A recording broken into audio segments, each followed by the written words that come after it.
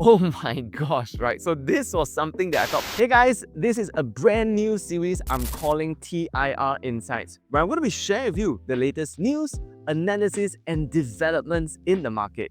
And today we're going to be talking about River Green, a development that will soon be launching by the time you watch this video. So this video is going to be broken down into 3 parts. Firstly, I'm going to share with you an introduction of River Green rapid fire style. Number 2, I'll be sharing with you a past, present, future pricing framework to see whether or not the launch pricing for River Green is going to be sensible.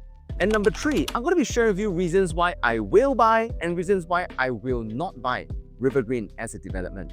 So let's get right to it.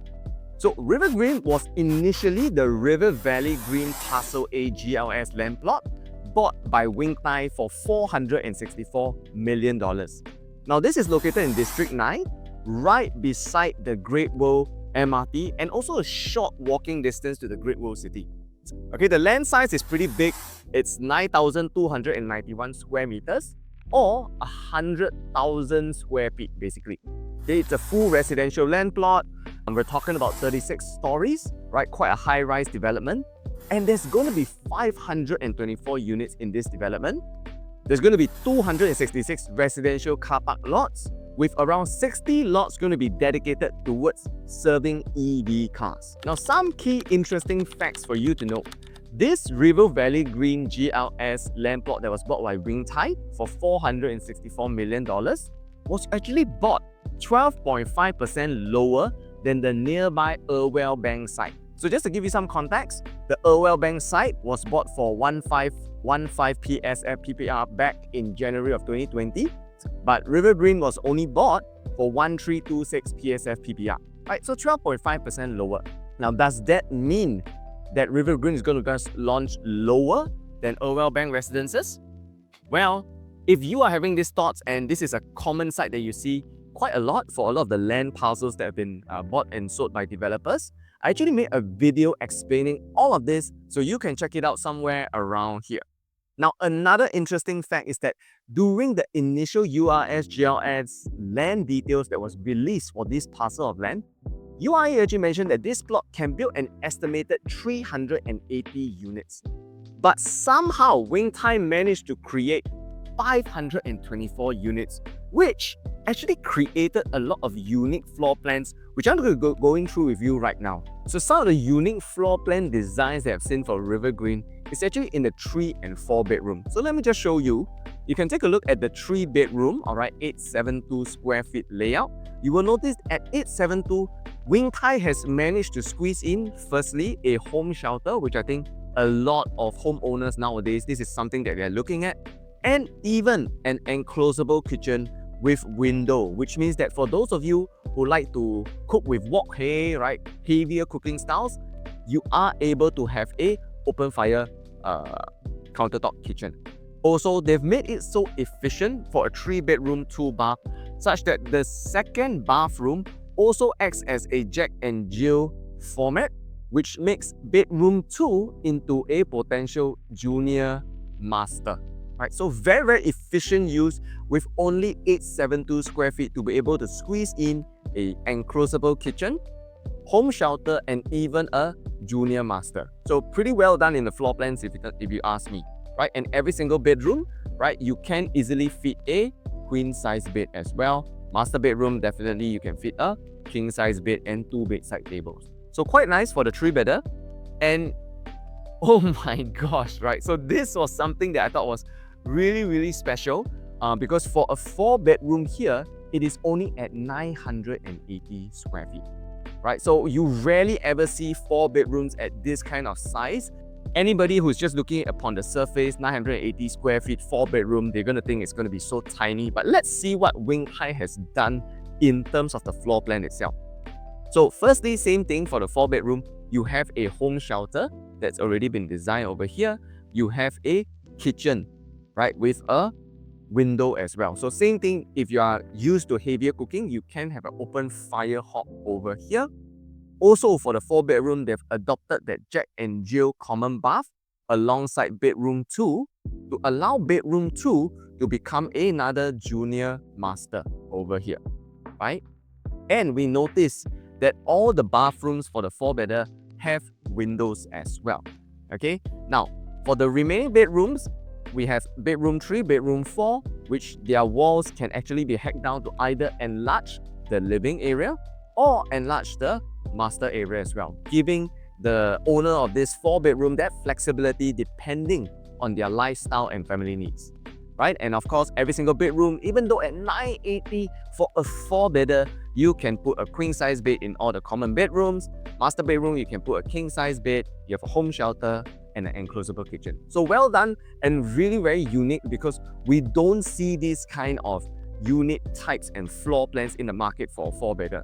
So looking at the floor plans and starting the development, I do believe the angle and the direction that Wing Tai is going for is compact sizes, digestible price quantum, right? So they are trying to fit the affordability of buyers in the market, right? Especially aspirational buyers who have been priced out from the CCR area, but today they have an opportunity to enter the CCR at a lower price quantum and even enter at even a 4-bedder, right? With a functional size and a low price quantum.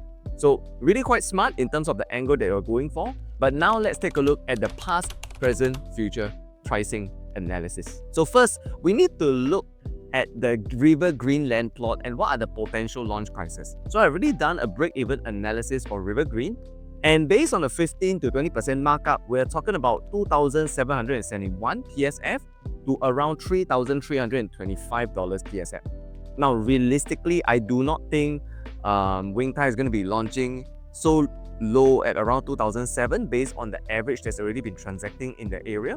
But I do think that potentially we can look on maybe a lower end of around $3,000 PSF to around a higher end, around 3,200 PSF, right? Which means on average, we're probably going to be looking at about 3,000 to 3,001 for majority of the 3-bedrooms being launched at River Green itself.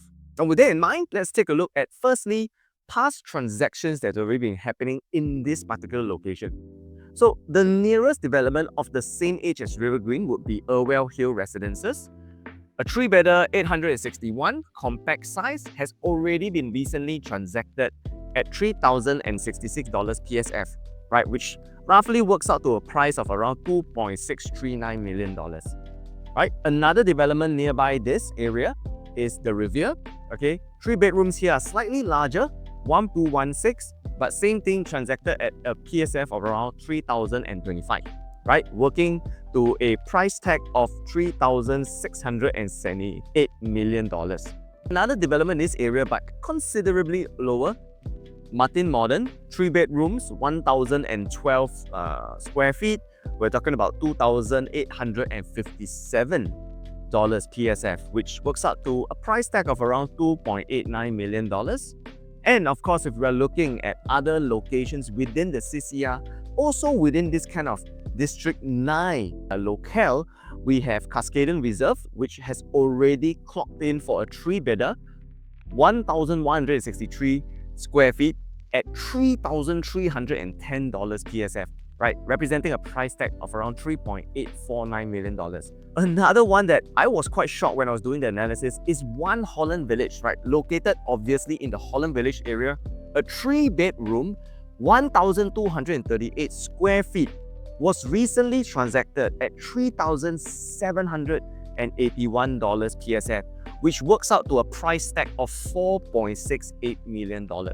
So you can see that past transactions, right, in this particular locale has on average transacted around $3,208 PSF, right? Considering these are what I would say is the resale or older properties, and at a price tag of average of $3.5 million.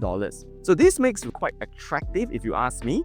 But let's look at what are the present options in the market, right? So present options, I'll be looking at new launches or properties that are potentially, all right, going into the sub-sale market already. So very, very new. All right, first with Avenir, this for a 3-bedder, 1,141 square feet, recently transacted 3,243 PSF. That works up to a price quantum of $3.7 million. We have Union Square Residences, also recently launched. 3-bedder here, 1,066 square feet. Okay, PSF 3,375. And we're looking at a price tag of almost 3.6 million as well, right?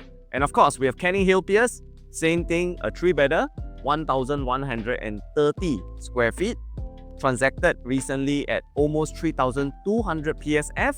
Price tag wise, same thing, is about $3.6 million. So you can see what's available in the market today that you can buy brand new is roughly almost the same price as what has been transacted in the past.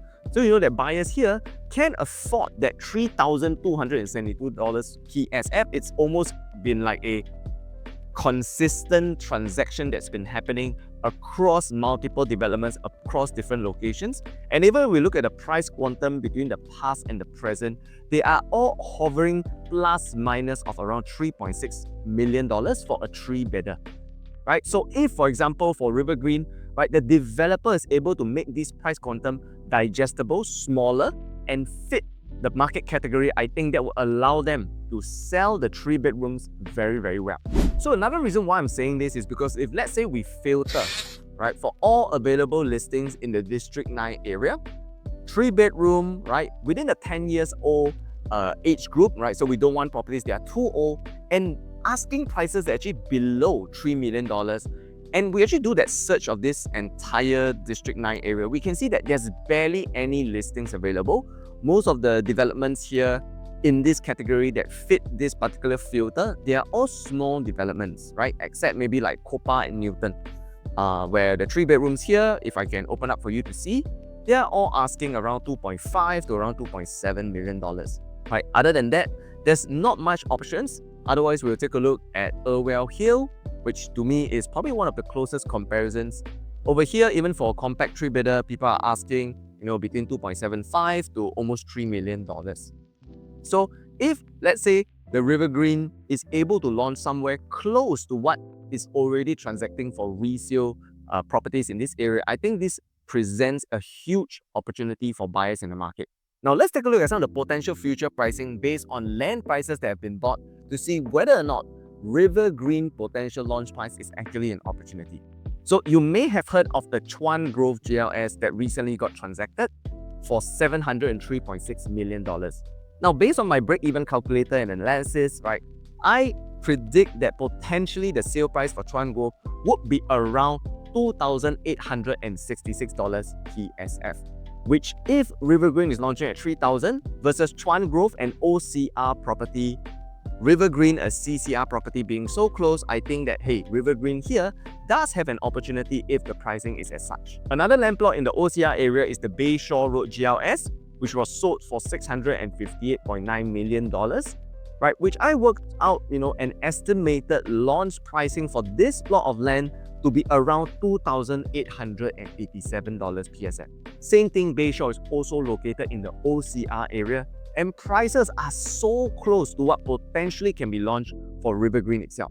So I do think that based on this past, present, future pricing, if the developer is going to be launching around $3,000 PSF, the pricing is actually pretty attractive. To me, it's actually an opportunity in the market for River Green itself. Now I'm going to be sharing with you reasons why I will buy and why I will not buy River Green. So first, let's talk about reasons why I will buy River Green. Number one, it's the lifestyle that you can have and the convenience, right? Being located right beside the Great Wall MRT and also being right beside, right, Great Wall City, close to malls like Valley Point and even Orchard Road itself.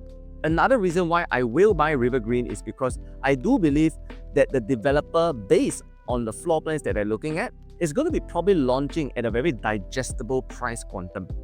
Now, this actually fills the gap in the market, allowing people who have the aspiration to stay in River Valley or even in the CCR area, a price quantum that is digestible for them to move in and without sacrificing functional areas of family living. So I think very, very smart in the way Wing Tai has actually designed every single floor plan from the 1-bedroom all the way to the 4-bedroom layout.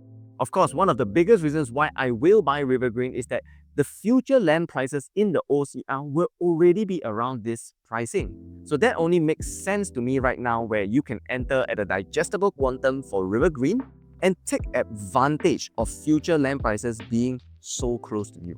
Now let's talk about reasons why I will not buy River Green.